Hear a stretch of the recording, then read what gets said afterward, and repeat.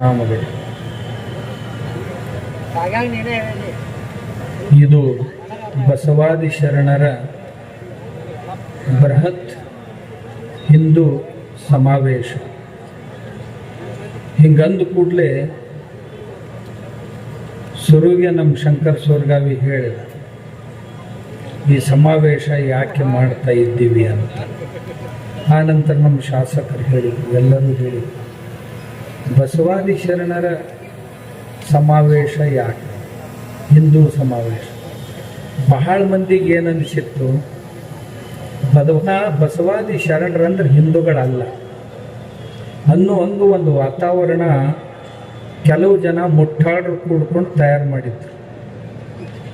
ತಮ್ಮದೇ ಆದಂಥ ದಿನಾಲು ಅದನ್ನು ಸುಳ್ಳು ಮಾತಾಡಿ ಅದನ್ನೊಂದು ತಯಾರು ಮಾಡಿದ್ರು. ನಾವು ಯಾರು ಕೇಳ್ತಿದ್ದಿಲ್ಲ, ಹಿಂಗಾಗಿ ಅವ್ರು ಹಂಗ ಬಾರಿಸ್ಕೋತಾನೆ ಹೊಂಟಿದ್ರು. ಒಂದು ಸಾರಿ ಹೀಗೆ ಮಾಡೋದು ಸರಿಯಲ್ಲ.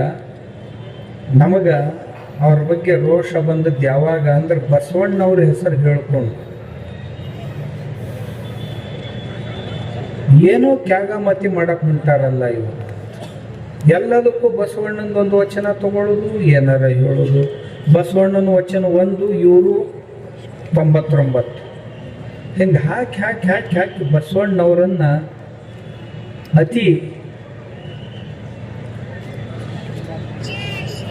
ಅಡ್ಡದಾರಿಗೆ ಎಳೆಯುವಂಥ ಕೆಲಸ ಮಾಡೋದು ನೋಡಿ ಬ್ಯಾಸ.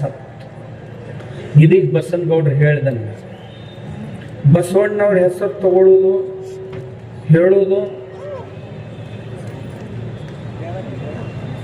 ವೇದಗಳನ್ನು ಬಸವಣ್ಣ ವಿರೋಧ ಮಾಡಿದ ಅಂತ ಹೇಳೋದು,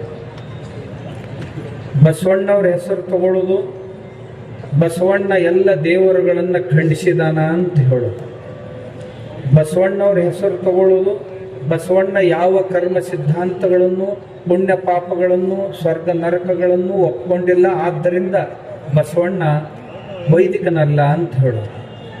ಆಮೇಲೆ ಬಸವಣ್ಣ ಗುಡಿ ಸಂಸ್ಕೃತಿಯನ್ನು ಒಪ್ಕೊಂಡಿಲ್ಲ, ಆದ್ದರಿಂದ ಗುಡಿಗಳನ್ನು ಕೆಡಿಬಿಡ್ಬೇಕು, ಯಾರು ಗಿಡಿಗೆ ಹೋಗಬಾರ್ದು ಅಂತ ಹೇಳೋದು. ಆಮ್ಯಾಗ ಬಸವಣ್ಣವರು ಜಗಲಿಯ ಮೇಲಿನ ದೇವರುಗಳನ್ನು ಎಂದೂ ಒಪ್ಕೊಂಡಿಲ್ಲ, ಆದ್ದರಿಂದ ಎಲ್ಲ ದೇವರನ್ನು ಸಂಗ್ರಹ ಮಾಡಿ ಹೊಳಿಗೆ ಹಾಕಬೇಕು ಅಂತ ಹೇಳೋದು. ಆಮ್ಯಾಗ ಬಸವಣ್ಣ ಶಿವನನ್ನು, ವಿಷ್ಣುವನ್ನು, ಆಮೇಲೆ ಬಸವಣ್ಣನವರ ಹೆಸರಿನಲ್ಲಿ, ಶರಣರ ಹೆಸರಿನಲ್ಲಿ ರಾಮಾಯಣ ಮಹಾಭಾರತಗಳ ಮೇಲೆ ಆಧಾರದ ಕಥೆ, ಸೋದರರ ವಧೆ ಅನ್ನುವ ರೀತಿಯಲ್ಲಿ ಎಲ್ಲಿಯೋ ಒಂದೆರಡು ಪ್ರಾಸಂಗಿಕ ಮಾತುಗಳನ್ನು ತಗೊಂಡು ಬಂದು ಅದನ್ನು ಬಸವಣ್ಣವರಿಗೆ, ಶರಣರಿಗೆ ಹಚ್ಚಿ ಧರ್ಮ ಹಾಳು ಮಾಡೋದು. ಆ ನಂತರ ಬಸವಣ್ಣವ್ರ ಹೆಸರು ಹೇಳಿಕೊಂಡು ಬಸವಣ್ಣವರು ನಿರ್ಗುಣ ನಿರಾಕಾರವನ್ನು ಒಪ್ಕೊಂಡಿದ್ರು. ಹಾಗಾದರೆ ನಿರ್ಗುಣ ನಿರಾಕಾರವನ್ನೇ ಉಪಾಸಿಸುವಂಥವ್ರು ಯಾರದಾರ ಅವ್ರು ನಮ್ಮ ಸಮೀಪದವರು ಅಂತ ತಿಳ್ಕೊಂಡು ಮಸೀದಿಗಳಲ್ಲಿ ಹೋಗದೆ ಮಸೀದಿಯವರಿಗೆ ಅನುಕೂಲ ಆಗುವಂಥ ಸಭೆಗಳನ್ನು ನಡೆಸೋದು. ಕ್ರಿಶ್ಚಿಯನ್ರ ಚರ್ಚ್ನೊಳಗೆ ಹೋಗ್ಲಾರ್ದ, ಯಾಕಂದ್ರೆ ಅವ್ರ ಒಳಗೆ ಬರ್ಕೊಡಂಗಿಲ್ಲ. ಆದರೆ ಕ್ರಿಶ್ಚಿಯನ್ರಿಗೆ ಅನುಕೂಲ ಆಗುವಂಥ ಸಮಾವೇಶಗಳನ್ನು ಮಾಡೋದು. ಅಂದ್ರೆ ಒಟ್ಟು ಉದ್ದೇಶ ಏನು ಅಂದ್ರೆ ಹಿಂದೂ ಧರ್ಮವನ್ನು ಸಣ್ಣ ಮಾಡೋದು. ಹಿಂದೂ ಧರ್ಮದ ಜೊತೆಗೆ ಯಾರ್ಯಾರು ಜೋಡಿಸ್ಕೊಂಡಾರ ಅವ್ರನ್ನ ಒಬ್ಬೊಬ್ಬರನ್ನ ಕಟಿಂಗ್ ಮಾಡ್ಕೊತ ಹೋಗೋದು. ಅದರ ಭಾಗವಾಗಿ ವೀರಶೈವರು, ಲಿಂಗಾಯತರು ಅಂತ ತಿಳ್ಕೊಂಡು 2 ಭಾಗ ಮಾಡಿ ಒಬ್ಬ ಮಾಜಿ IAS ಆಫೀಸರ್ ಅದನ್ನು ಎಷ್ಟು ನೀಚದಾನವ ಅಂದ್ರೆ ಲಿಂಗಾಯತರಿಗೂ ಮತ್ತು ವೀರಶೈವರಿಗೂ 16 ಪ್ರಭೇದಗಳಿವೆ, 16 ಭಿನ್ನ ಭೇದಗಳಿವೆ ಅವರಲ್ಲಿ ಅಂತ. ಅಲ್ಲಿ ದಿನ ಅವ್ರು ಲಗ್ನ ಮಾಡ್ಕೊತಾರೆ, ಒಬ್ಬರಿಗೊಬ್ಬರು ಎಲ್ಲ ಮಾಡಕತ್ತಾರೆ ಅಂತ ಹೇಳಿ, ಆಮೇಲೆ ಆ ಗೆಜೆಟ್ನಾಗ ಹಿಂಗೆ ಹೇಳ್ಯಾರ, ಈ ಗೆಜೆಟ್ನಾಗ ಹಿಂಗೆ ಹೇಳ್ಯಾರ ಅಂತ ಹೇಳಿ ಎಲ್ಲರೂ ತಲೆ ಕೆಡಿಸು. ಇಂಥ ನೀಚತನದ ಪರಮಾವಧಿಯನ್ನು ದಾಟಿ ಈ ಧರ್ಮವನ್ನು ಒಡಿಬೇಕು, ಸಂಘಟಿತ ಲಿಂಗಾಯತರನ್ನು ಒಡಿಬೇಕು. ಇವ್ರನ್ನ ಒಡೆದಿಲಾರ್ದ ಮತ್ತೊಬ್ಬರು ನಮ್ಗೆ ರಾಜ್ಯ ಆಳಕ್ಕೆ ಬರಂಗಿಲ್ಲ ಅನ್ನುವಂಥ ದುಷ್ಟ ಉದ್ದೇಶದಿಂದ ಇವತ್ತೇನು ಗದ್ದಿಗೆ ಮೇಲೆ ಕುಂತಂಥವ್ರು ಅದಾರ, ಇವರ ಅಡಿಯಾಳಾಗಿ ನಮ್ಮವರ, ನಮ್ಮ ಸಮೀಪದವರ, ನಮ್ಮ ಸಮಾಜವನ್ನು ಒಡೆಯುವಂಥ ನೀಚ ಕಾರ್ಯವನ್ನ ಮಾಡ್ಲಿಕ್ಕೆ ಹೊರಟಿದ್ರು. ಇದೆಲ್ಲ ಮಾಡೋರಿಗೆ ಹಿಂಗ್ಯಾಕೆ ಮಾಡ್ತಾರೋ, ಮಾಡಬೇಡ್ರಿ ಅಂತ ನಾ ಬೈದೆ. ನಾ ಯಾಕೆ ಬೈದೆ ಅನ್ನೋದನ್ನ ಎಲ್ಲರೂ ಹೇಳಿದ್ರು. ಯಾಕೆ ಬೈದೆ ಅನ್ನೋದನ್ನ ಹೇಳಿದ್ರು. ದೇವ್ರ ಬಗ್ಗೆ ಬೈತೀರಿ, ಜಗಲಿ ಮ್ಯಾಗಿನ ದೇವ್ರ ಬಗ್ಗೆ ಬೈತೀರಿ, ಶಿವನ ಬಗ್ಗೆ ಮಾತಾಡ್ತೀರಿ. ಶಿವನಿಗೆ ಒಬ್ಬಕ್ಕೆ ತೊಡಿ ಮ್ಯಾಗ, ಒಬ್ಬಕ್ಕೆ ತಲೆ ಮ್ಯಾಗ. ಇಕ್ಕಿ ಇಲ್ದಾಗ ಅಕ್ಕಿನ ಗುಡ್ ಲವ್ ಮಾಡ್ತಾನ, ಅಕ್ಕಿ ಇಲ್ದಾಗ ಇಕ್ಕಿನ ಗುಡ್ ಲವ್ ಮೆಟ್ಲ ಹೊಡಿದಾಕೆಲ್ಲ ನೀವು ಹೇಳ. ನಮ್ಮ ದೇವರನ್ನ ಈ ರೀತಿ ನೀವು ಮಾಡಿದ್ರ, ಖಂಡನೆ ಈ ರೀತಿ ಅಪಹಾಸ್ಯಕ್ಕೆ ಒಳ ಮಾಡಿದ್ರ, ಇಂಥದ್ದ ಒಂದು ಅಪಹಾಸ್ಯವನ್ನ ಪೈಗಂಬರ್ನ ಕುರಿತು ಮಾಡಿ ತೋರ್ಸಂತಿನ ಬಸವನಗೌಡ ಹೇಳಿಲ್ಲ, ಈಶ್ವರಪ್ಪನವ್ರು ಹೇಳಿಲ್ಲ. ಇಂಥದ್ದ ಮಾತಾಡಿದ್ದೆ ಅಂತಂದ್ರೆ ಸರ್ ತನ್ಸೆ ಜುದ ಅಂದ್ರೆ ಈ ರುಂಡ ಶರೀರದಿಂದ ಬೇರೆ ಆಕ್ಕೇತ್ ನಿಂಬುದು. ನಾವೇನ್ ಅಂಥದ್ದು ಮಾಡಿಲ್ಲ, ಬರೇ ಬೈದಿನಿ ಅಷ್ಟೇ. ನಾನು ಆ ಬೈದದ್ದಕ್ಕೆ ಇವ್ರಿಗೆ ಬಹಳ ಪೆಟ್ಟು ಹತ್ತದ.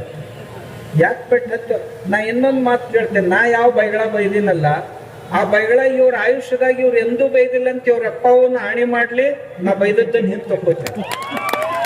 ಈ ಎಷ್ಟು ಮಂದಿ ಸ್ವಾಮಿಗಳು ಅದಾರಲ್ಲ, ನಮಗ್ ಬಾಳ ಬೈದ್ರ ಅಂತಾರಲ್ಲ, ಈ ಬೈಗಳ ನೀವು ಯಾರಿಗೂ ಒಟ್ಟ ಬೈದಿಲ್ಲ ಅಂತ ತಿಳ್ಕೊಂಡು ನಿಮ್ಮ ಅಪ್ಪ ನಿಮ್ಮವನ್ನ ಆಣಿ ಮಾಡ್ರಿ. ಗುರುಗಳದಾದ್ರೂ ಮಾಡ್ತಾರೆ, ಯಾಕಂದ್ರೆ ಅವ್ರ ಮ್ಯಾಗ ಹೋಗಿರ್ತಾರ. ನಿಮ್ಮ ಅಪ್ಪ ನಿಮ್ಮವನ್ನ ಆಣಿ ಮಾಡ್ರಿ, ಈ ಶಬ್ದ ನಮ್ಮ ಬಾಯಿಂದ ನಾವು ಎಂದೂ ಉಚ್ಚಾರ ಮಾಡಿಲ್ಲ ಅಂತ ಮಾಡಿದ್ರಿ ಅಂದ್ರೆ ನನ್ನ ಶಬ್ದನ ಹಿಂದೆ ತಕ್ಕೋತೀನಿ. ಎಲ್ಲಿ ತನ ನೀವು ಆಣಿ ಮಾಡಂಗಿಲ್ಲ, ಅಲ್ಲಿ ತನ ನಾ ಹಿಂದೆ ತಕ್ಕೊಳ್ಳೋದು. ಯಾಕಂತಂದ್ರೆ ನಾ ಮಾತಾಡಿದ್ದು ಬಹಳ ಕಡಿಮೆ. ನಿಮ್ಗೆ ಮಂದಿ ಏನಂತಾರ ನನಗ, ಸ್ವಾಮೀಜಿ ನೀವು ಮಾತಾಡಿದ್ದು ಬಹಳ ಕಡಿಮೆ ರೀ, ಅವ್ರನ್ನ ಬಡಿಬೇಕಾಗಿತ್ತು ಅಂತ. ಅಂಥ ಕೆಟ್ಟ ಮಾತಾಡ್ಯಾರ. ಒಬ್ಬ ಗಣಪತಿ ಬಗ್ಗೆ ಮಾತಾಡ್ತಾನ, ಒಬ್ಬ ವೀರಭದ್ರನ ಬಗ್ಗೆ ಮಾತಾಡ್ತಾನ, ಮತ್ತೊಬ್ಬ ರಾಮನ ಬಗ್ಗೆ, ಶ್ರೀರಾಮಚಂದ್ರನ ಬಗ್ಗೆ ಮಾತಾಡ್ತಾನ, ಸೀತಾದೇವಿಯ ಪಾವಿತ್ರ್ಯದ ಬಗ್ಗೆ ಮಾತಾಡ್ತಾರ. ಇವೆಲ್ಲವುಗಳನ್ನು ಮಾತಾಡ್ತಾರೆ. ಏನ್ ಯಾರು ಕೇಳೋರ ಇಲ್ಲ ಅಂತ ತಿಳ್ಕೊಂಡಿರೋ ಹೆಂಗೋ ಅಂತ ನಾ ಇಷ್ಟೇ ಕೇಳಿದ್ದು. ಎಲ್ಲರೂ ಏನ್ ಬಿಡ್ರಿ ಒದರ್ತಾವ್ ಹೊಕ್ಕವು ಅಂದ್ರು. ಒದರ್ತಾವ್ ಹೊಕ್ಕವ ಅಂತ ಎಷ್ಟು ದಿವ್ಸ ಸುಮ್ಮರುದು, ಒಂದ್ ದಿವ್ಸ ಹೆಟ್ಟು ಅಂತ ತಿಳ್ಕೊಂಡು ಹೆಟ್ಟಿದ್ನೆ ಅಷ್ಟೇ. ಹೆಟ್ಟಿದ ಕೂಡಲೇ ಈಗ ನನಗೇನಂತಾರೆ, ಹಿಂದೆ ಬಂದು ನಿಮ್ ಕೈ ಮುಗಿತೀವಿ, ಇದನ್ನ ಬಂದ್ ಮಾಡ್ರಿ. ಹಿಂಗ ಚಾಲು ಇಟ್ರಿ ಅಂತಂದ್ರೆ ನಮ್ಮ ಮಠಗಳು ಕೀಲಿ ಹಾಕು ಪಾಳೆ ಬರ್ತೈತ್ರಿ. ಮೊನ್ನೊಬ್ರು ಸ್ವಾಮಿಗಳನ್ನ ಕಳಿಸಿದ್ರು ಮಧ್ಯಸ್ಥಿ ಮಾಡಕ್. ಅವ್ರು ಬಂದು ಅಪೋಳ ಸತ್ತದ್ದನ್ನ ಎಷ್ಟು ದಿವಸ ಮತ್ತಿನ ಸತ್ತದಕ್ಕೆ ಬಡಿಯವ್ರಿ. ಸತ್ತತ್ತೆ ಕೆಲವೊಂದು ಸತ್ತವ್ರಂಗೆ ಸೋಗ್ ಹಾಕೊಂಡಿರ್ತಾವ, ಮತ್ತೆ ಯಾವಾಗಾರ ವೇಳೆ ಸಿಕ್ತಂದ್ರೆ ಮ್ಯಾಲೆ ಹೇಳ್ತಾವ. ಅದಕ್ಕೆ ಕುಶ್ಬಿ ಎತ್ತೆತ್ತಿ ಬಡಿತಾರಲ್ಲ, ಹಂಗ ಬಡಿಬೇಕಾಕೈತಿ. ಖುಷಿ ಎಲ್ಲ ಉದ್ರವ ತಿಳ್ಕೊಂಡಿರ್ತೀವಿ, ಆದ್ರೂ ಒಂದ್ ಜರ ಉಳಿದಿರ್ತಾವ. ಅದಕ್ಕೆ ಹಿಂಗೆ ಎತ್ತುದು ಮತ್ತೆ ಬಡಿದು. ಹಂಗ ಮಾಡಿದ್ರೆ ಏನು ಜಳ ಜಳ ಜಳ ಜಳ ಬರೇ ಕಟ್ಟಿಗೆ ಅಟ್ಟ ಉಳ್ದಿರ್ಬೇಕು, ಖುಷಿವೇನು ಉಳ್ದಿರ್ಬಾರ್ದು, ಹಂಗ ಬಡಿಬೇಕು. ಮುಂದೆಂದು ಆಯುಷ್ಯದಾಗ ಹೆಸರು ತಗೊಂಡಿರ್ಬಾರ್ದು. ನಮ್ಮ ದೇವರದು, ನಮ್ಮ ದಿಂಡ್ರದ್ದು, ನಮ್ಮ ಧರ್ಮದ್ದು ಏನು ತಗೊಂಡ್ರಿ? ಏನ್ರಿ ಇದೇನು ಮಾತಾಡೋ ಮಾತುಗಳು? ನಮ್ಮ ದೇವರಿಗೆ ಒಂದು ಕಡೆ ಬೈತೀವಿ, ಆಮ್ಯಾಗ ನಮ್ಮ ಕಂದಾಚಾರಗಳಂತ ನಮ್ಮ ಹಬ್ಬ ಹುಣ್ಣಿಮೆಗಳು, ಗಣಪತಿ ಹಬ್ಬ, ಇವೆಲ್ಲ ಕಂದಾಚಾರಗಳು. ಆಮ್ಯಾಗ ನಮ್ಮ ದೇವ್ರ ಮುಂದೆ ಅದನ್ನ ಮಾಡ್ತಾರ, ಇದನ್ನ ಮಾಡ್ತಾರ, ಹಂಗ ಮಾಡ್ತಾರ, ಹಿಂಗ್ ಮಾಡ್ತಾರ. ಪೂಜಾರಿಗಳಂದ್ರೆ ಇವರೆಲ್ಲ ದಲಾಲ್ರದಾರ ಅಂತ. ನೋಡ್ರಪ್ಪ, ನಮ್ಮ ದೇವ್ರ ಮುಂದಿನ ನಮ್ಮ ದುರ್ಗಾದೇವಿನ ಇರಲಿ, ದುರ್ಗಾ ಪರಮೇಶ್ವರನ ಇರಲಿ, ಯಾವ ದೇವ್ರ ಇರಲಿ, ಅವ್ರ ಮುಂದೆ ಏನಾಗ್ತತಿ ಅದ್ರ ಬಗ್ಗೆ ನಾವು ಅದನ್ನ ಸಮರ್ಥನೆ ಮಾಡ್ಕೊಳಂಗಿಲ್ಲ, ಪ್ರಾಣಿ ಬಲಿಯನ್ನ. ಆದ್ರೆ ನಮ್ಮ ದೇವ್ರಿಗೆ ಏನು ಮಾತಾಡಿದ್ರಲ್ಲ, ಇಷ್ಟ ಧೈರ್ಯ ಬಕರಿ ಇದ್ದವ್ರ ಬಗ್ಗೆ ಮಾತಾಡ್ತೀರಿ. ಬಕರಿ ಇದ್ದೊಳಗೆ ಕುರಿಗಳ ಬಲಿಯನ್ನು ಕೊಡುವುದಿಲ್ಲ, ಈಗ ಆಕಳ ಬಲಿ ಕೊಡಕ್ ಶುರು ಮಾಡ್ಯಾರ. ಅದರ ಬಗ್ಗೆ ಒಮ್ಮೆರ ಮಾತಾಡಿರೇನು ನೀವು ಸ್ವಾಮಿಗಳು? ಒಟ್ಟ ಮಾತಾಡಂಗಿಲ್ಲ. ನಮ್ಮ ಗಣಪತಿ ಬಂದ ಕೂಡಲೇ ನದಿ ಪ್ರದೂಷಣ ಆಗ್ತೈತಿ, ಕೆರೆ ಪ್ರದೂಷಣ ಆಗ್ತೈತಿ ಅಂತ ಶುರು ಮಾಡ್ತಾರೆ. ಮತ್ತೊಬ್ಬರ ಸಲುವಾಗಿ ಒಟ್ಟ ಮಾತಾಡಂಗಿಲ್ಲ. ನಮ್ಮ ಚಮತ್ಕಾರಗಳು, ನಮ್ಮ ಪವಾಡಗಳು ಏನ್ರ ಹೇಳಿದ ಕೂಡಲೇ ಇವೆಲ್ಲ ಮೂಢ ನಂಬಿಕೆಗಳು, ಅಪನಂಬಿಕೆಗಳು ಅಂತ ಹೇಳ್ತಾರೆ. ಆ ಕ್ರಿಶ್ಚಿಯನ್ರ ಅಮೇರಿಕಾದಿಂದ ಬಂದ ಸ್ಟೇಜ್ ಮ್ಯಾಗ ಚಮತ್ಕಾರದ ಶೋಗಳನ್ನು ಮಾಡ್ತಾರೆ. ಇವತ್ತಿಂತ ನಾನು ಒಬ್ಬ ಸ್ವಾಮಿನೂ ಬಾಯಿ ಬಿಚ್ಚಿಲ್ಲ. ಆ ಕ್ರಿಶ್ಚಿಯನ್ರ ಚಮತ್ಕಾರಗಳಿಗೆ ಎಲ್ಲ ಆಕ್ಟಿಂಗ್, ಅದು ನಾಟಕ ಮಾಡ್ತಾರೆ. ಆ ನಾಟಕದ ಬಗ್ಗೆ ಇವತ್ತಿನವರೆಗೂ ಒಬ್ಬ ಸ್ವಾಮಿನೂ ಬಾಯಿ ಬಿಚ್ಚಿಲ್ಲ. ಯಾಕಪ್ಪ, ನಂಬತ್ತಿಂದ ನಮ್ಮವ್ರಿಗೆ ಬೇಯಿದೇನು ಕಾಂಟ್ರಾಕ್ಟ್ ತೊಗೊಂಡಿರೇನು ನೀವು ಅಂತ ನಾ ಕೇಳಿದ್ದು. ಇದಕ್ಕಿಂತ ಹೆಚ್ಚಿಗೇನು ಕೇಳಿಲ್ಲ. ಆಮೇಲೆ ನಮ್ಮ ಧರ್ಮದೊಳಗೆ ದಿನಾಲು ನಿಮಗೆ ಆಶ್ಚರ್ಯ ಅನ್ನಿಸ್ತದೆ, ಪ್ರತಿ ವರ್ಷ ಒಂದು ರಾಜ್ಯದಲ್ಲಿ 45,000 to 50,000 ಹುಡುಗಿಯರು ಕಾಣೆ ಆಗ್ತಾ ಇದ್ದಾರೆ. ಯಾವ ನೀವು ಬಹಳ ಲಕ್ಷ ಕೊಟ್ಟು ಕೇಳಿ, ಹುಡುಗಿಯರು ಎಲ್ಲಿ ಹೋದು? ಮ್ಯಾಕ್ಸಿಮಮ್ ಅತಿ ಹೆಚ್ಚು ಹುಡುಗಿಯರು ಲವ್ ಜಿಹಾದ್ನೊಳಗೆ ಹೋದು. ಇವ್ರೇನು ದರಿದ್ರರಾದ ಒಂದರ ದಿವಸ ಈ ಲವ್ ಜಿಹಾದ್ ಬಗ್ಗೆ, ನಮ್ಮ ಮಕ್ಕಳ ಬಗ್ಗೆ ಮಾತಾಡ್ಯಾರ? ಎಲ್ಲಿಗೆ ಬಂದೈತಿ ಸ್ಥಿತಿ ಅಂತಂದ್ರೆ, ಈಗ ಸಮಾಜದೊಳಗ ಲಿಂಗಾಯತರ ಚರ್ಚ್ ಅಂತ ಬೋರ್ಡ್ ಹಾಕೊಂಡು, ಬಡಿಗೇರ್ ಚರ್ಚು ಅಂತ ಬೋರ್ಡ್ ಹಾಕೊಂಡು, ಲಂಬಾಣಿಗರ ಚರ್ಚು ಅಂತ ಬೋರ್ಡ್ ಹಾಕೊಂಡ್ರು. ಅಂದ್ರೆ ಇಷ್ಟು ಮಂದಿನ ಧರ್ಮಾಂತರ ಮಾಡಿದ್ರು ಸಹಿತ ನಿಮ್ಗೆ ಅವ್ರ ಬಗ್ಗೆ ಒಟ್ಟ ಕಳ್ಕಳಿಲ್ಲ. ಇವ್ರು ಮತ್ತೆ ಬಾಲ ಯೇಸು ಪುರಸ್ಕಾರ ತಗೋತಾರೆ. ಇವರೇ ನಾನು ಹೇಳೋದು ಬಸವ ತಾಲಿಬಾನಿಗಳನ್ನ ಕುರಿತ ಹೇಳಕತ್ತೀನಿ. ಇವರು ಚರ್ಚ್ನೊಳಗೆ ಹೋಗಿ ಬಾಲ ಯೇಸುವಿನ ಪುರಸ್ಕಾರಗಳನ್ನು ತಗೊಳ್ತಾರೆ. ಅಂದ್ರೇನು, ಅವರಿಗೆ ಜಾಗ ಪ್ರಶಸ್ತಿ ಮಾಡಿಕೊಡ್ಲಕತ್ತ. ಮಸೀದಿಗಳಿಗೆ ಹೋಗುವಂಗ ಜನರನ್ನ ತಯಾರು ಮಾಡೋದು ಲವ್ ಜಿಹಾದ್ದಿಂದ, ಅದಕ್ಕೆ ಹೋಗೋ ವಾತಾವರಣ ತಯಾರು ಮಾಡೋ ಕೆಲಸ ಮಾಡ್ತಾರೆ. ಯಾಕಂದ್ರೆ ಒಬ್ಬ ಸ್ವಾಮಿ, ಯಾರು ಗದಗಿನ ತೋಂಟದಾರಿ ಮಠಕ್ಕಾದಂಥ ಸ್ವಾಮಿಗಳು ನಾಗನೂರು ಮಠಕ್ಕಿದ್ದಾಗ ಕುರಾನನ್ನ ಮರಾಠಿಗೆ ಕನ್ನಡಕ್ಕೆ ಟ್ರಾನ್ಸ್ಲೇಟ್ ಮಾಡಿದ್ರು. ಸ್ವಂತ ಮಾಡಿ ತಮ್ಮ ಮಠದ ವತಿಯಿಂದ ಕುರಾನ ಗ್ರಂಥವನ್ನು ಪ್ರಕಟ ಮಾಡಿ ಮಂದಿಗೆ ಹಂಚಿದ್ರು. ಅಲ್ರಿ, ಒಬ್ಬರು ಲಿಂಗಾಯತ ಸ್ವಾಮಿಗಳು ಕುರಾನ ಪ್ರಿಂಟ್ ಮಾಡಿ ಹಂಚ್ತಾರ, ಆದ್ರೆ ಭಗವದ್ಗೀತಾಗ್ ಬೈತಾರ. ಏನಂದ್ರು? ಭಗವದ್ಗೀತಾ ಯುದ್ಧ ಮಾಡಂತ ಹೇಳ್ತೈತಿ. ಒಬ್ಬ ದೊಡ್ಡ ಪಂಡಿತ್ ಬಂದಿದ್ದ. ಕೆಲವೊಂದು ಲದ್ದಿ ಜೀವಿಗಳು ಅದಾವ ಅದ್ರೊಳಗ, ಬುದ್ಧಿಜೀವಿಗಳಲ್ಲ, ಲದ್ದಿ ಜೀವಿಗಳು. ಸುತ್ತೂರಾಗ ಸಿದ್ದೇಶ್ವರ ಅಪ್ಪಗಳು ನಕ್ಷತ್ರ ಫಾರ್ಮ್ದೊಳಗೆ ಇದ್ರು. ವಚನಗಳ ಮೇಲೆ ಚಿಂತನೆ ನಡೆದಿತ್ತು. ಒಬ್ಬ ಲದ್ದಿ ಜೀವಿ ಅಲ್ಲಿ ಬಂದಿದ್ದ. ನಾವು ಮಾತಾಡ್ಕೊಂತ ಕುಂತಿದ್ದೀವಿ. ನಾನು ಹಿಂದುತ್ವದ ಬಗ್ಗೆ ಮಾತಾಡ್ತಿದ್ದೆ, ಅವ್ರು ಲಿಂಗಾಯತದ ಬಗ್ಗೆ ಮಾತಾಡ್ತಿದ್ರು. ಮಾತಾಡ್ಕೊತ ನಾವು ಭಗವದ್ಗೀತೆ ಉಪನಿಷತ್ತುಗಳ ವಿಚಾರ ವ್ಯಕ್ತಪಡಿಸಿದಾಗ, ಅದೇನು ಸಾಹಿತ್ಯ?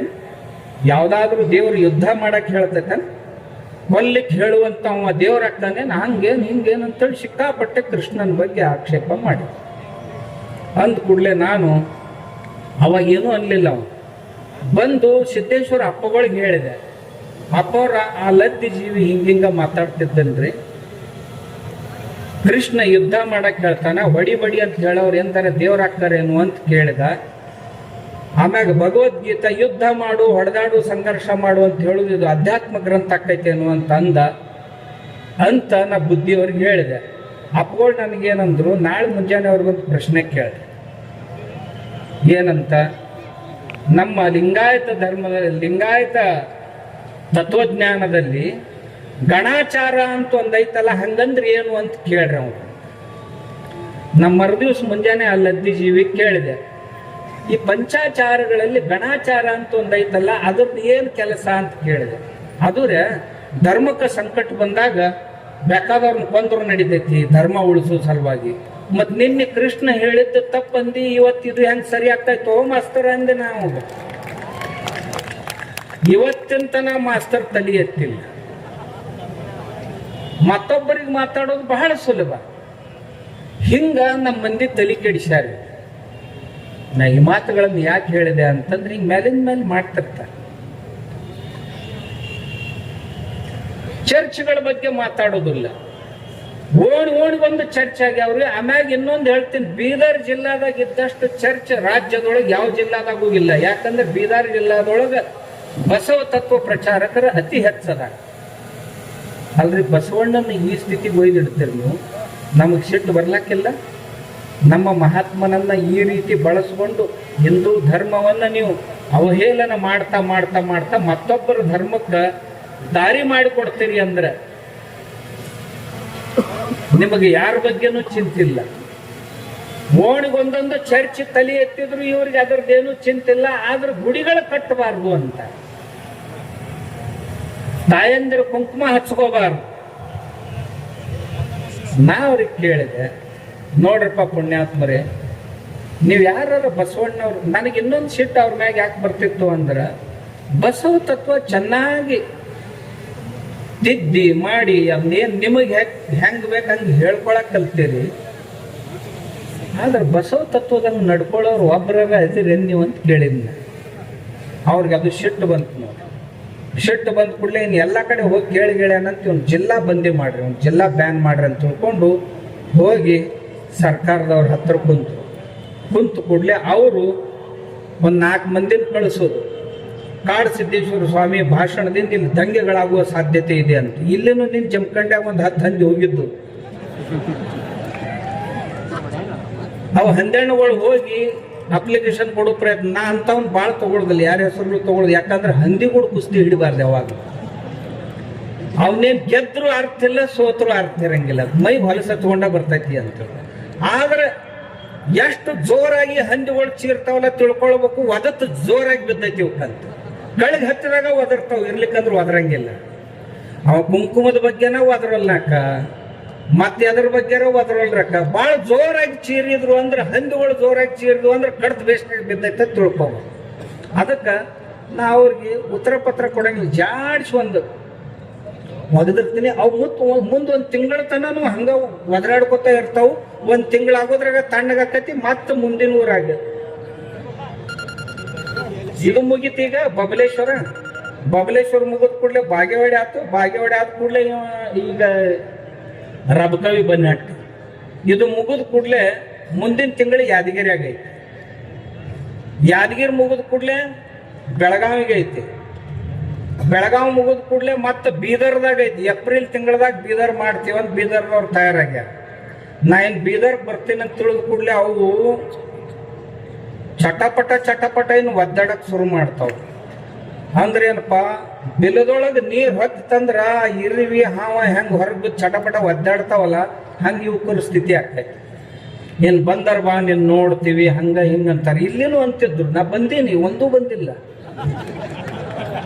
ಮತ್ತಿಷ್ಟು ಮಂದಿ ಬಂದಾರ, ಗೌಡ್ಗಂತರು ದಿನ ಬಂದರ್ ಬಾ ಅಂತಿರ್ತಾರೆ. ಏನ್ ಮಾಡೋರಪ್ಪ ಬಂದು ನಮಗೇನು ಮುಂದೆ ಹಿಂದಿಲ್ಲ, ಖರೆ ಮುಂದೆ ಅದಾರಲ್ಲ ಇಷ್ಟು ಮಂದಿ ಸಾಕಂತ. ನಾವು ಯಾರ ಸಲುವಾಗಿ ಮಾಡ್ತೀವಲ್ಲ ಅವ್ರು ಇದನ್ನು ತಿಳ್ಕೊಂಡ್ರೆ ಸಾಕು, ಇದಕ್ಕಿಂತ ಹೆಚ್ಚಿಂದ ಏನೂ ಬೇಡ. 94% ಜನ ನಾವು ಪ್ರತಿಪಾದಿಸ್ತಾ ಇರುವಂತ ಬಸವಾದಿ ಶರಣರ ಹಿಂದುತ್ವವನ್ನು ಒಪ್ಕೊಂಡಾರ. ನಾ ಯಾಕೆ ಹೇಳಿದೆ ಅಂದ್ರೆ, ಹೋದ ಸಾರಿ ಹೇಳಿ ನಾನು, ಬಸವಾದಿ ಶರಣರ ವಚನಗಳಲ್ಲಿ ಬಹಳ ಐತ್ರಿ. ನಿಮ್ಗೇನು ಹೇಳೋದು, ಅನುಭವದ ದರ್ಶನ. ಎಲ್ಲ ಶರಣರ ವಚನಗಳೊಳಗೆ ಏನಿಲ್ಲ ಅಂತಿಲ್ಲ. ಇವ್ರು ಯಾವ್ದಾವ್ದು ಇಲ್ಲ ಅಂತ ಹೇಳ್ಯಾರಲ್ಲ, ಅವಕ್ಕಾಗ ಒಂದೊಂದು ನಾ ಉದಾಹರಣೆ ಹೇಳ್ತೀನಿ, ಮುಂದೋಗ್ತೀನಿ. ಆಮ್ಯಾಗ ಈ ಸ್ವಾಮಿಗಳಿಗೆ ಎಲ್ಲರಿಗೂ ಹೇಳಿದ್ನ, ಬಸವಣ್ಣ ಕಾಯ್ಕ ಮಾಡಂತ ಹೇಳಿ